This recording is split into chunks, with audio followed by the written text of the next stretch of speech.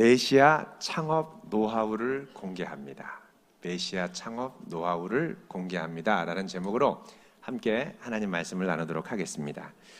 미국의 명문대학 중에 동부 보스턴에 소재한 이 매사추세츠 공학대학교, 공과대학교, MIT라고 알려진 이 대학과 또 캘리포니아에 있는 스탠포드 대학, 우리에게 전부 다 잘 알려져 있는 학교들입니다.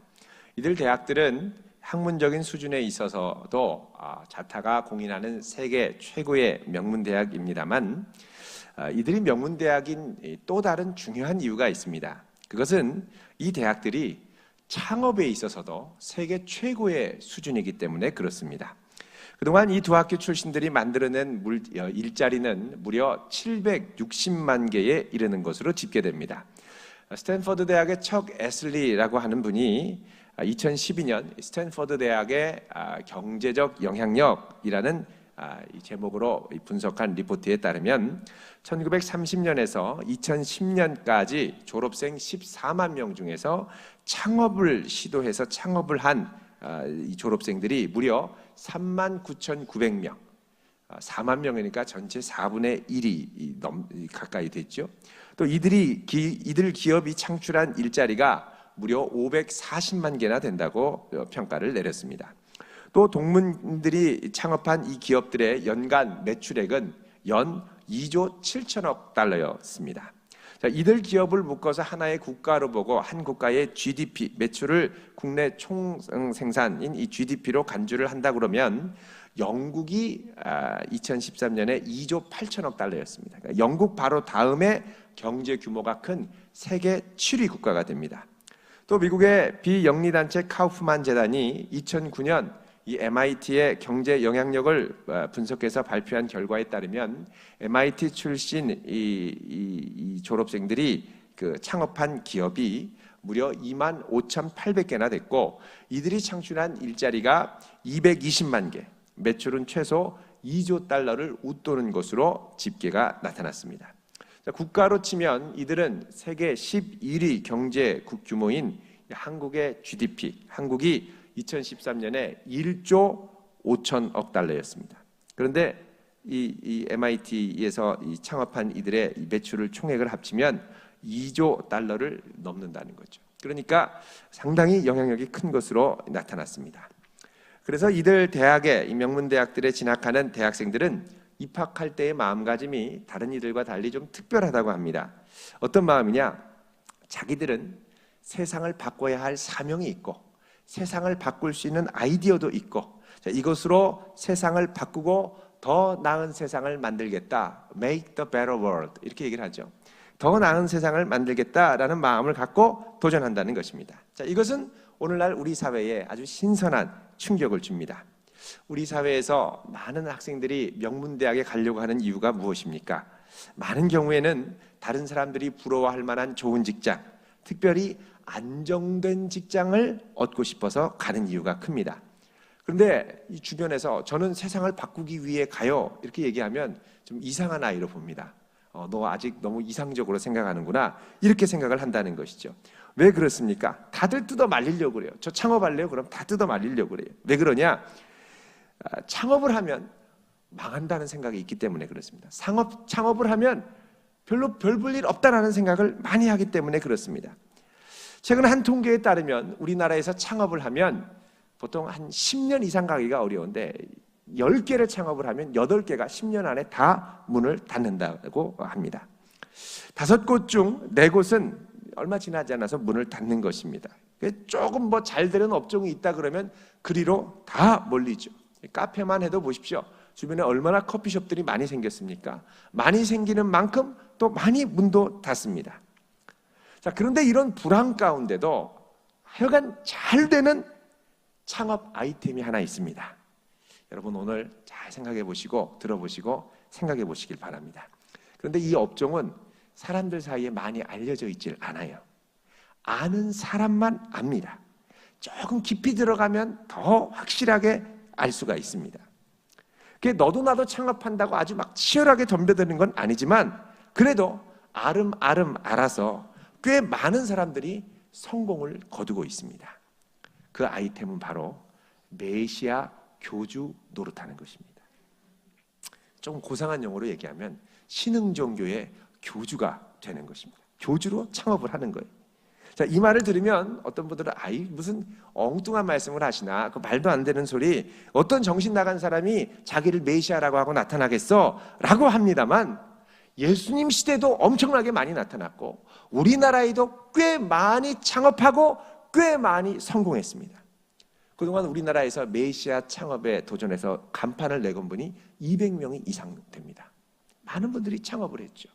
그 중에서 적어도 500명 이상, 이분이야말로 진짜 보혜사예요, 메시아예요 하고 500명 이상의 신도를 거느린 나름 성공한 메시아가 40명이 넘습니다. 자, 이런 메시아는 자기를 메시아라고 부를 뿐만 아니라 자칭 보혜사, 이긴 자, 요한계시록에 임대는 자, 계시록 받아먹은 자, 유월절을 가져다 준 자, 참된 안식일을 회복시킨 자, 어머니 하나님, 기타 등등 여러 이름으로 불립니다. 남자 여자 다 할 수 있는 아이템입니다. 지난 5월 30일 제 이름 앞으로 편지가 하나 왔습니다.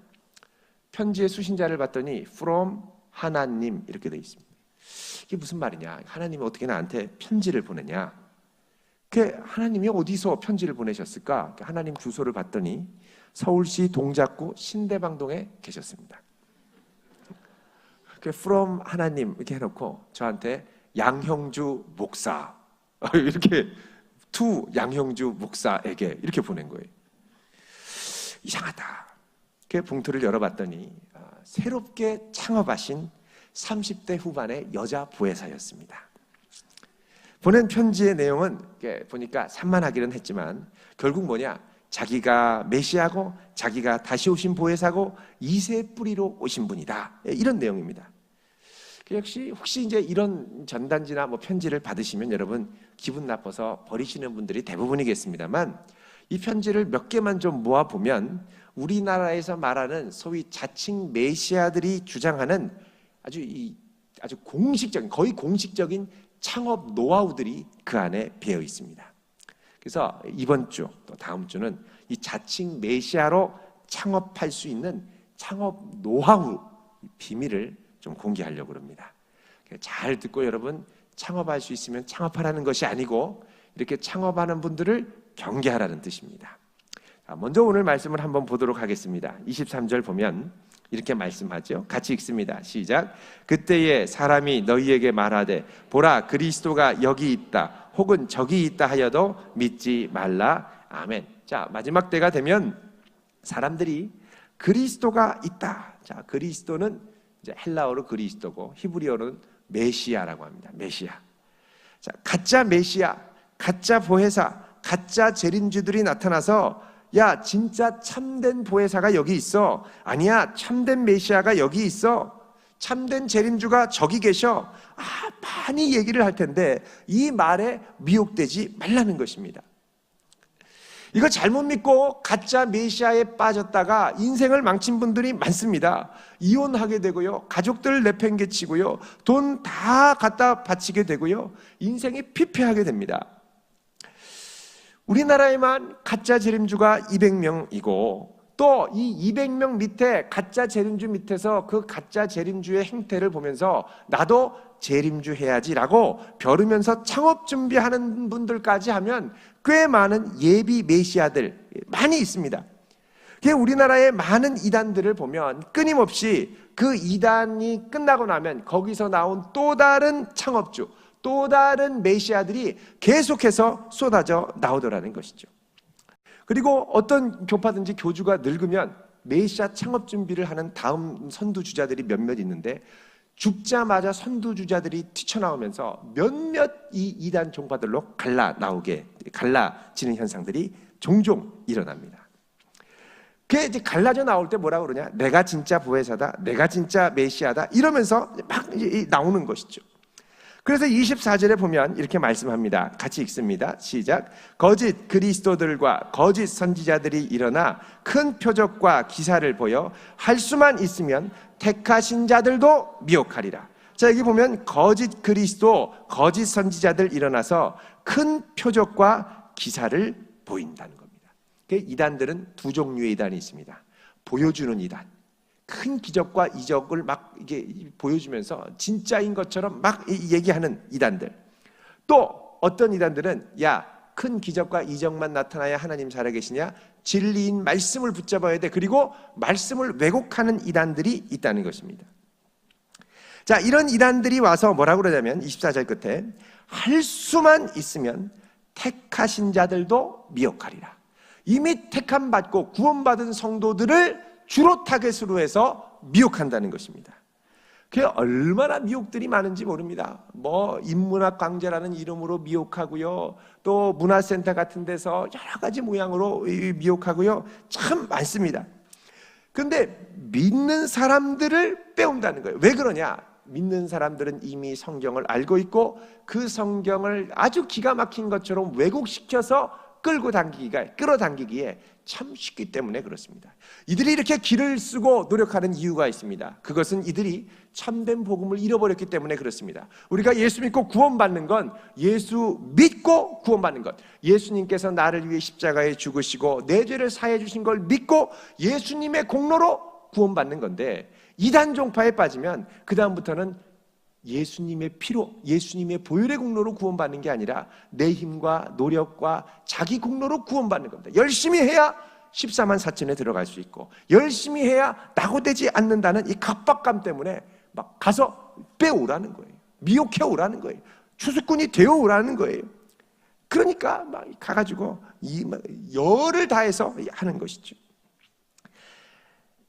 자, 그렇다면 어떻게 이들은 일반 많은 믿는 자들을 미혹하고 이들로 하여금 마음과 생각이 바뀌어서 메시아, 가짜 메시아를 진짜 메시아로 믿게 할까요? 여기에 창업 노하우가 들어있습니다. 자, 근데 대부분 이단들, 우리나라에 온 이단들을 보면 그 노하우가 거의 비슷하다는 거예요. 공통점이 있습니다. 그래서 이 공통점을 알면 여러분이 경계하고 깨어있는데 많은 도움이 되고, 좀 더 깊이 공부하면 아마 이런 생각이 들지도 모릅니다.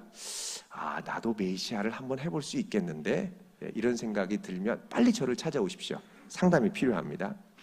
자, 그럼 첫 번째 메시아를 이제 믿게 하는 이 창업 공식, 첫 번째는 뭐냐? 가짜 메시아들의 이 창업 노하우에서 제일 중요한 부분이 있는데, 그건 뭐냐? 성경 보는 관점을 왜곡시키는 겁니다. 성경을 삐뚤게 보도록 해야 돼요. 왜 그러냐? 이들이 궁극적으로 목표하는 건 이 성경을 통해서 가짜 교주가 메시아임을 믿게 하려는 목적이기 때문에 그렇습니다. 그래서 성경을 삐뚤게 보도록 만들어야 돼요. 삐뚤게 보도록 만들려면 어떻게 해야 되느냐? 논리적으로 그럴듯하면서 살살살살 비틀어야 되는데, 그 비틀도록 성경을 보게 하는 제일 좋은 도구가 뭐냐? 바로 비유풀입니다. 비유풀이. 원래 비유라는 건 헬라어로 파라볼레입니다. 파라는 옆에라는 뜻이고, 볼레는 발로라고 해서 던져놓다 이런 뜻입니다. 곁에 던져두는 것이죠. 여러분, 난 놓고 기역자도 모른다 이런 속담 아실 겁니다. 기역자를, 그 어려운 추상적인 기역자를 가리키는데 어떻게 가리키느냐? 낫을 옆에 두는 거예요. 그러니까 낫 두고 기역자를 배우는 거죠. 이처럼 쉽게 알 수 있도록 돕는 게 뭐냐? 이 비유라는 것입니다. 옆에 바짝 옆에 두고 예시를 들어서 알게 하는 거죠. 그런데 이 이단들은 이 비유를 아주 특별한 것처럼 교묘하게 말을 바꿔서 특별히 계시를 받아야 풀 수 있는 특별한 것으로 만들어 버린다는 겁니다. 그래서 이 비유를 특별하게 만들기 위해서 논리적인 이 논리를 동원하는데, 어떻게 동원하느냐? 이렇게 얘기합니다.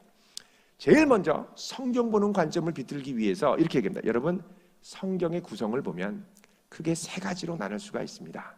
첫 번째는 역사의 내용이 있고, 두 번째는 역사에서 배울 수 있는 교훈의 내용이 있고, 세 번째는 아직 하나님께서 미래의 일을 얘기하신 예언의 내용이 있습니다. 그럴듯해요. 역사, 교훈, 예언 맞는 것 같습니다.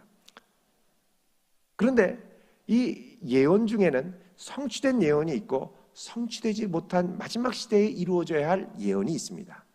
그 예언은 그럼 어떻게 우리가 알 수 있느냐? 그 예언은 마지막 때에 비유로 예수님께서 감춰두셨다는 거예요. 그래서 이 마지막 때에 일어날 일을 알려면 비유를 깨달아야 되는데, 이 비유는 많은 사람들이 들어도 알지 못하고 오직 마지막 때에 예비된 심령만 특별히 비유를 깨달은 분이 와서 가르쳐줘야 한다는 것입니다. 그러면서 이 얘기를 하면서 이 비유는 귀한 거기 때문에 개나 돼지한테 던지면 안 되고 절대 모르는 사람, 비유가 무슨 의미인지도 모르는 사람한테 알려주지 말고 혼자만 배우고 있으십시오.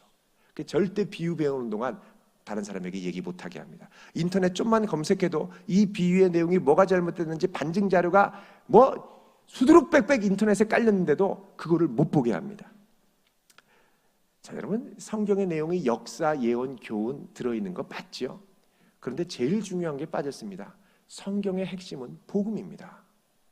복음을 얘기해야지 예수 그리스도로 말미암는 구속의 역사, 이 복음을 빼놓고 이 싹 그럴듯하게 교훈, 역사, 예언, 마지막 비유 이렇게 얘기를 합니다. 그래서 이 비유를 가르쳐줘야 된다고 하면서 비유로 얘기를 하는데, 여러분, 이게 공개될수록 엉터리라는 게 드러납니다. 자, 복음서에 보면 예수님께서 비유로 제자들을 가르치실 때 이렇게 말씀을 합니다. 이 비유를 가르치는 것은 너희들 모르도록 감추어둔 게 아니라 알고 깨닫기 위하도록 하신 거라는 거예요. 자, 마가복음 4장 43절을 여러분 한번 보십시오. 마가복음 4장 33절 같이 읽어보겠습니다. 4장 33절 58쪽입니다. 시작. 예수께서 이러한 많은 비유로 그들이 알아들을 수 있는 대로 말씀을 가르치시다. 자, 이러한 비유로 그들이 뭐 할 수 있는 대로요? 알아들을 수 있는 대로 최대한 쉽게 가르치셨다는 겁니다. 자, 마태복음 13장 비유장입니다. 우리 한번 잠깐 보겠습니다. 다시 좀 앞으로 가셔서 마태복음 13장 20쪽입니다. 신약성경 35절입니다. 같이 한번 읽어보겠습니다. 35절 시작. 이는 선지자를 통하여 말씀하신 바 내가 입을 열어 비유로 말하고 창세부터 감추인 것들을 드러내리라 함을 이루려 하심이라. 자, 선지자를 통해서 입을 열어 비유로 말하고 이 비유를 통해서 뭘 가르치느냐? 창세부터 감추었던 것들을 드러낸다. 어렵고 힘들었던 것을 비유를 통해서 쉽게 알도록 가르쳐 주신다는 것입니다. 그래서 13장 35절을 보시면 35절 우리가 봤죠. 15절에 보면 이렇게 말씀합니다. 자, 이렇게 비유를 가르치도록 감추어졌던 것을 드러내도록 가르쳐 주시는데 비유를 알아듣지 못하는 이유가 뭐냐? 15절 같이 읽습니다. 시작. 이 백성들의 마음이 완악하여져서 그 귀는 듣기에 둔하고 눈은 감았으니 이는 눈으로 보고 귀로 듣고 마음으로 깨달아 돌이켜 내게 고침을 받을까 두려워함이라 하였느니라. 아멘. 자, 여기 보면 이 비유에 대해서 마음이 닫힌 사람들이 나옵니다. 이 사람들은 누구냐? 예수님을 적대하는 대적자들, 마음이 완악해서 귀를 닫고 눈을 닫은 사람들, 이런 사람들은 아무리 말씀을 들어도 이해하지 못한다는 것입니다. 반면에 제자들은 어땠느냐? 마음을 활짝 열고 예수님이 말씀하시는 것을 받아들여서 그 말씀을 아멘으로 이해하고 받아들였던 것입니다. 그래서 마음을 열고 주님께만 가면 누구나 이 비유는 누가 풀어주지 않아도 들으면 이해를 한다는 겁니다. 자, 13장 51절 마태복음 끝에 보면 예수님이 이렇게 물어보십니다. 자, 이 모든 것을 깨달았느냐 하시니 제자들이 대답하되 뭐라 그럽니까? 그러하오이다. 자, 이 비유의 말씀이 어려운 것이 아니라는 것이죠. 그런데 마치 이 이단 교주들은 비유가 대단한 것인 양 풀이를 해줍니다. 근데 이렇게 풀이하면 이게 딱딱딱 논리적으로 맞아떨어져 가면서 결국 어떻게 되느냐? 교주가 메시아라는 게 드러나게 된다는 거예요. 여러분, 비유라는 게 뭡니까? 서로 간에 유사한 점을 찾는 겁니다.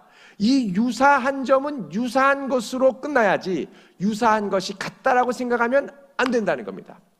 자, 원숭이 엉덩이는 빨개, 빨가면 사과.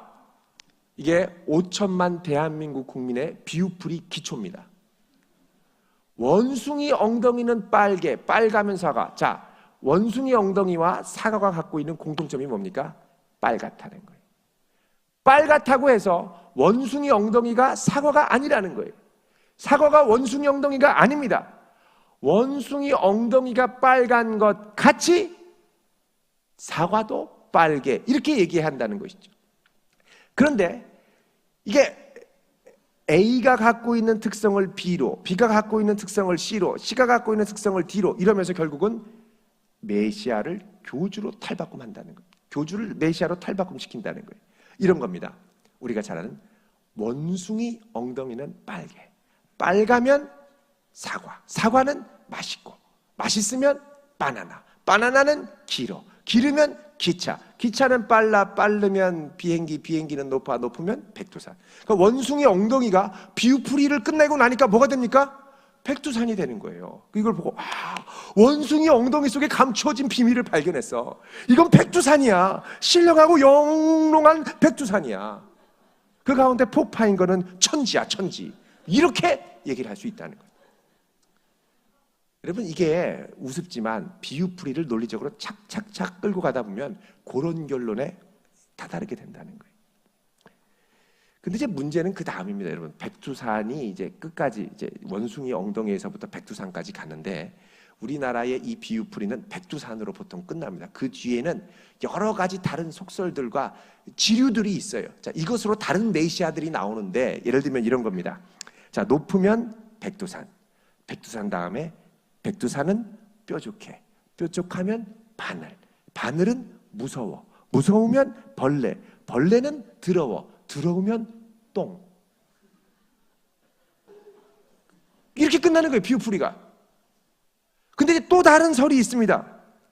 자, 높으면 백두산, 백두산은 유명해, 유명하면 서울, 서울에는 임금님이 살고, 임금님은 나, 교주가 되는 거예요. 자, 이렇게 비유풀이라는 건요, 이게 코에 걸면 코걸이, 귀에 걸면 귀걸이가 되는 것입니다. 사실 이 비유풀이를 하다 보면 되게 은혜롭습니다. 왜? 착착착 맞아떨어가면서 이게 기가 막히거든요. 아멘 아멘하고 합니다만 결국 그러다 보면 어떻게 되느냐? 교주를 믿게 되고 기성교회를 불신하고 기성교회의 목회자들을 불신하게 되는 거예요. 기성교회의 목사들을 개라고 합니다. 개. 아주 공식적으로 떳떳하게 개라고 합니다. 왜? 성경의 비유에 개라는 말이 있거든요. 개. 그러니까 하도 개라고 막 이단에 있을 때 얘기를 하다가 이제 나중에 탈퇴해서 교회로 오려면 못 들어와요. 왜? 목사님으로 보이는 게 아니라 자기가 옛날에 하도 말로 했던 게 있어서 멍멍이처럼 보이는 거예요. 그러니까 이게 막 적응이 안 돼요. 그리고 비유풀이를 막 하다가 성경을 다 비유로 보거든요. 창세기도 비유로 보고 다 비유로 봅니다. 그래야 이제 어떻게 되냐? 이거를 기존의 성경, 여러분 기존 성경은 아무리 봐도 예수 그리스도 외에는 나오지가 않습니다. 그런데 자꾸 봐서 예수 그리스도 말고 교주가 나오게 해서 막 가게 가니까 이 비유풀이를 하도 했던 사람들은 이단이 잘못됐다는 걸 알고 나와도 성경을 뭘로 해석하느냐? 비유로 봅니다. 그래서 성경을 비유로 봐야 돼요? 있는 그대로 봐야 돼요? 물어보면 그래도 비유로 봐야지요. 이렇게 얘기하는 분이 이단에 있다가 나온 분 중에 상당수가 있습니다. 그래서 이분들은 기존 교회에 들어가면 이 성경 말씀이 들어오질 않습니다. 혹 아직까지 비유 때문에 힘들고 헷갈리고 늘 비유 생각만 나는 분이 있다면, 또 혹 이 방송, 이 극동방송으로 나가서 방송을 듣는 분이 있다면 상담 신청하시길 바랍니다. 비유가 깨져야 됩니다. 저희 교회 목회자들 중에 이 비유를 깨고 상담을 하실 수 있는 분들이 좀 계십니다. 상담을 받으셔야 돼요. 이게 깨져야 돼요. 안 그러면 계속 평생 이단에서 나와도 비유로만 본다는 거예요. 자, 두 번째로 이 거짓 메시아들은 이 비유풀이를 정당화하려고 성경을 시대를 나눌 때 세 시대로 구분을 합니다. 이걸 흔히 3시대론이라고 합니다. 보통 성경은 구약과 신약으로 나뉘죠. 오늘 우리는 신약 시대를 살고 있습니다. 성령의 시대, 신약의 시대를 살고 있습니다. 근데 이단은 어떻게 하느냐? 구약, 신약, 그 다음에 성약 시대, 아니면 종말 시대, 아니면 계시록 시대라고 이야기를 합니다. 그리고 이제 이 3시대론을 받아들이게 한 다음에 뭐 하냐면 시대별 구원자론을 가리킵니다. 뭐냐? 각 시대마다 하나님이 보내신 구원자가 있는데 각 시대의 구원은 시대마다 보낸 구원자를 통해 이루어지지 그 이후에 보낸 구원자를 통해 안 된다는 거예요. 그러니까 노아 시대 때는 노아를 통해 구원받는 거고 모세 시대 때는 모세를 통해 구원받는 거고, 예수님 시대 때는 예수님을 통해 구원받는데, 예수님 시대 때 노아나 모세로 구원받을 수 없다는 거예요. 예수님 시대 때는 예수님으로 구원받아야죠. 마찬가지로 새로운 계시록 시대, 성약 시대, 종말 시대에는 새로 다시 오시는 재림주, 다시 오시는 보혜사, 다시 오시는 교주를 통해 구원을 받아야 된다는 거예요. 이 교주가 아니면 구원을 못 받는다. 예수님만으로 안 된다는 거예요. 비유를 모르면 죄사함을 못 받는다고 그래요. 이런 식으로 막 몰아가니까 불안해지는 거죠. 내 구원이 막 흔들립니다. 근데 이 와중에도 그래도 예수님밖에 없어요 라고 고백하는 분은 흔들리지 않고 돌아오는데, 이게 확실하지 않은 분은 막 헷갈리는 거예요. 자, 여러분, 이 3시대론 그리고 시대별 구원자로는 이 메시아를 창업하는 분이 꼭 익혀야 될 핵심 교리입니다. 그러나 사도행전 4장 12절에는 분명히 말씀하죠. 다른 이로서는 구원을 얻을 수 없나니 천하 인간의 구원 얻을 만한 다른 이름을 우리에게 주신 일이 없음이니라. 여러분, 예수님밖에 우리의 구원의 소망은 없는 줄로 믿으시길 바랍니다. 자, 우리는 신약의 시대를 사는 거예요. 근데 여기에 하나 더 붙여서 예수님 시대는 끝났고 이제는 종말론 시대, 계시록의 시대다 이러면서 신약과 현재의 시대를 구분하려고 한다는 겁니다. 조심해야 됩니다. 만약에 누군가가 지금은 계시록 시대잖아 이런 말을 하면 여러분 눈을 크게 뜨고 그가 무슨 말을 하는지 잘 보시길 바랍니다. 그러면 한마디 물어보세요. 성경은 비유로 봐야 된다면서요? 그러면 맞아 어떻게 알았대? 자, 이러면 여러분 조심하셔야 돼요. 자, 여태까지 세 가지 비유풀이, 3시대론, 시대별 구원자, 이걸 여러분이 예를 들면 잘 얘기해서 누가 재림주라는 말 안 하고 이런 게 있다라고 쫙 가르치면 이제 이분들은 이제 궁금해져요. 야, 이분이 누굴까? 다시 오시는 그 재림주가 누굴까? 근데 네 번째 이 창업 노하우를 익히면 그 다음에 훨씬 더 여러분을 메시아로 소개하기가 쉬워집니다. 다른 말로 하면 우리가 그를 잘못된 사이비 교주를 메시아로 믿기가 쉬워진다는 거죠. 그럼 네 번째는 뭐냐? 동방의 의인이라고 하는 교리입니다. 뭐냐? 이 시대의 구원자가 바로 성경에서 예언한 동방의 의인이라는 겁니다. 요한계시록 7장 2절에도 보면 해 돋는 곳 동방에서 구원자가 온다고 그러죠. 그러면서 얘기합니다. 여러분, 이 동방이 어딘지 아십니까? 여러분, 동방이 어디죠? 한국이라고 그러는 거예요. 근데 여러분, 이스라엘에서 동방은 페르시아입니다. 한국이 아니에요. 한국 알지도 못했어요. 근데 이 시대의 구원자가 동방에서 온다고 그래서 한국에서 온다는 겁니다. 그 근거 구절 중에 하나가 이사야 41장 2절입니다. 여러분 한번 보시죠. 이사야 41장 2절, 구약성경 1015쪽입니다.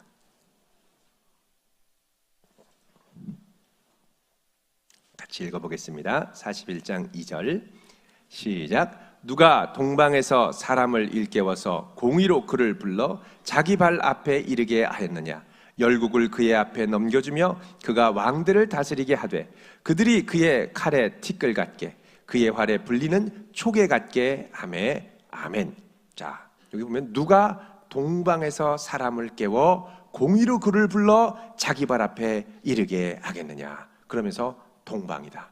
어떻게 하냐면 세계 지도를 펼쳐놓고 이스라엘에서 줄자로 쫙 옆으로 동쪽으로 따라갑니다. 그럼 그게 어디가 나오냐면 한국이 나와요. 봐라, 동방에서 온다고 했는데 이 동방은 한국이 아니냐. 특히 동방 중에 어디가 나오냐면 부산이 나옵니다. 돌아와요 부산항에. 여러분, 부산 출신들은 메시아하기가 쉽습니다. 부산. 근데 여러분, 이게 논리가 참 재밌는 게 요즘 중국에서 동방번개교라고 해서 뭐 이렇게 중국 이단들이 또 막 신문에 한동안 막 광고도 나오고 하지 않습니까? 그게 왜 동방인지 아십니까? 중국에서 볼 때도 동방은 중국이에요. 왜냐하면 이 줄자를 갖고 쫙 이 대륙 끝을 가면 중국이 나오는 거예요. 상해 뭐 그쪽 해안지대 중국이 나오는 거예요. 한국은 바다 건넙니다. 바다 건너면 동방이 아니라 서방이 됩니다. 이제부터. 그러니까 이게 논리적으로 쭉 자를 그으면 이게 한반도가 아니라 일단 이 대륙 끝인 중국이 동방이 된다는 거예요. 그러니까 이게 말이 안 되는 겁니다. 그런데 그냥 줄자 쫙 꺼서 이거 봐, 부산 우리 메시아가 부산 출생 아니야? 그러면 오, 오묘하네요, 성경 말씀. 이렇게 얘기합니다. 이건 성경 말씀이 오묘한 게 아니라 교주들이 만들어낸 이 논리가 오묘하고 간교하다라는 것입니다. 절대 감동하면 안 됩니다. 자, 여기까지 갔는데 마지막 5번째로 넘어가면 그 다음엔 흥분되기 시작합니다. 뭐라 그러냐? 메시아를 창업하신 우리 교주는 요한계시록 5장에 나오는 인때는 분이라는 거예요. 요한계시록의 봉인을 푸는 분이라는 거예요. 요한계시록에 보면 7나팔, 7대접, 7인 이게 이 저주가 나오거든요. 이것 떼는 분이라는 거예요. 그러면서 이 요한계시록은 아무나 해석할 수 없는데 우리 교주가 인을 떼서 해석한다고 주장을 합니다. 요한계시록은 한 번 봐서는 참 어려운 이 상징과 비유가 많이 있습니다. 그래서 이단들은 여기에 나온 비유들을 자의적으로 해석해서 결국 이 교주가 요한계시록의 역사를 이루었다고 막 껴맞춥니다. 재림주라는 걸 주장하는 거죠. 근데 처음 들은 사람 이거 말도 안 되는 얘기하고 있네 하고 허허하고 웃는데 비유풀이에 빠진 사람들은 이 요한계시록 해석에 폭 빠지면서 매료가 된다는 거예요. 그런데 이 요한계시록 봉인을 떼서 교주가 풀어준다고 하는데 절대 요한계시록은 봉인된 책이 아니라는 것입니다. 자, 요한계시록 22장 10절을 보십시오. 요한계시록 22장 10절.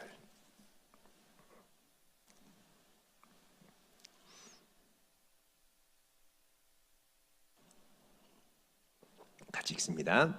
시작. 또 내게 말하되 이 두루마리의 예언의 말씀을 임봉하지 말라, 때가 가까우니라. 자, 이 두루마리 예언의 말씀을 임봉해라 하지 말라, 하지 말라는 겁니다. 다른 말로 하면 요한계시록 말씀은 임봉된 게 아니라 이제 풀려서 모든 사람들이 읽고 은혜 받고 깨어있도록 하신 말씀이라는 거죠. 자, 여기서 이 이단 교주들은 한 걸음 더 나가서 6번째로 자기들이 계시를 받은 자다, 요한계시록 책 받아먹은 자다라고 주장을 합니다. 그래서 그의 입에서 나오는 말은 그냥 말이 아니라 책에서 나오는 말씀, 계시받은 말이라는 거예요. 어떤 교주는 계시 막 강의하고 설교하다가 갑자기 교주가 계시받는 시간입니다. 이렇게 계시받는 게 일평생 6,000번을 받았대요. 그럼 다 조용해요. 하나님의 계시가 지금 교주한테 임하거든요. 결국 쇼죠, 쇼. 여러분, 누가 계시받았다고 해서 특별한 말씀이라고 얘기하는데 정말 처음 들어보는 희한한 얘기다. 오, 신기하네. 좀 더 배워볼까 하지 말고 빨리 교회로 연락하시길 바랍니다. 이 잘못된 게 너무 많아요. 그리고 인터넷 좀만 쳐보면 비슷한 잘못된 것들, 반박하는 것들이 쫙 나와 있습니다. 일단 좀 알아보셔야 됩니다. 알아보셔야 됩니다. 자, 이렇게 이단들이 이 교주를 믿게 하는 공식들 우리가 살펴봤죠. 첫 번째가 뭐였습니까? 비유풀이였습니다. 비유를 알면, 비유에 설득이 되면 이단들이 아무렇게나 코에 걸면 코걸이, 귀에 걸면 귀걸이 주장하는 대로 비유를 꿰맞추게 돼 있다고 그랬죠. 그 다음에 이 호소하는 게 뭐라고 그랬습니까? 이 성경을 구약, 신약, 성약, 계시록 이렇게 해서 3시대로 나눈다고 했고, 그 다음에 시대별로 구원자가 있다고 그랬습니다. 그리고 이 구원자는 동방에 해 뜨는 곳에서 나타나고 계시록의 인봉을 떼고 계시받고 책 받아먹은 자라고 얘기를 했습니다. 자, 여러분, 이 정도 되면 창업할 만하겠다 하는 적어도 이해는 가시지 않겠습니까? 여러분, 이런 주장을 하는 건 얼토당토 않습니다만 첫 단추, 비유풀이, 탁탁탁 맞아 들어가는 것 같은, 원숭이엉덩이는 빨갛고 빨가면 사과고 사과는 맛있고 이렇게 착착착 가는 그 맛이 이게 좋은 맛이 아니라 독입니다. 독. 절대 넘어가면 안 됩니다. 우리의 구원은 오직 예수 그리스도밖에 없는 줄 믿으시기 바랍니다. 이 혼란한 시대 진리에 깨어 흔들리지 않는 거룩한 성도 되시기를 주님의 이름으로 축원드립니다. 기도하겠습니다. 거룩하신 하나님, 저희들의 연약함을 아시는 주님께서 진리의 말씀을 허락하시고 우리의 구주 예수 그리스도를 허락해 주심을